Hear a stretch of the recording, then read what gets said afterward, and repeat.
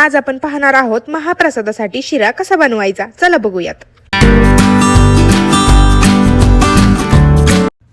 आपण आज वाटीच्या प्रमाणाने शिरा बनवणार आहोत। तर सर्वप्रथम मी इथे अर्धी वाटी तूप कढईमध्ये घालून घेतलेला आहे। त्याच्यात अर्धी वाटी रवा घालून तो छान असा गोल्डन ब्राउन होईपर्यंत छान असा त्याला परतून घ्यायचा आहे।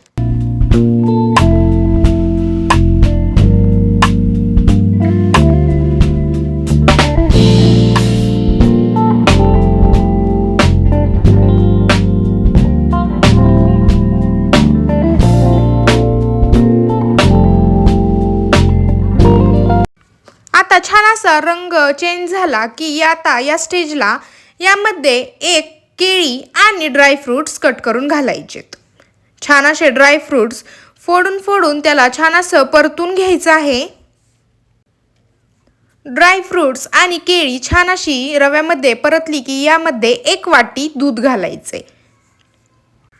दूध घालून छान असा शिरा परत एकदा परतून घ्यायचा आणि यावरती एक 10 मिनिटांसाठी झाकण ठेवून त्याची एक छान वाफ काढून घ्यायची आहे।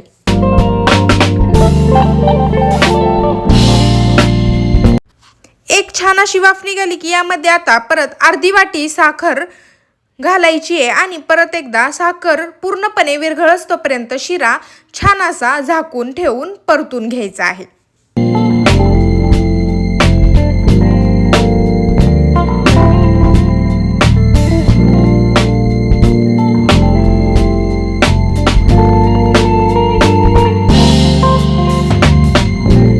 तुम्ही इथे बघू शकता आपला छान असा महाप्रसादाचा शिरा तयार आहे। व्हिडिओ कसा वाटला हे कमेंट्स करून कळवायला अजिबात विसरू नका आणि चॅनलवर नवीन असाल तर सबस्क्राइब करायला पण विसरू नका।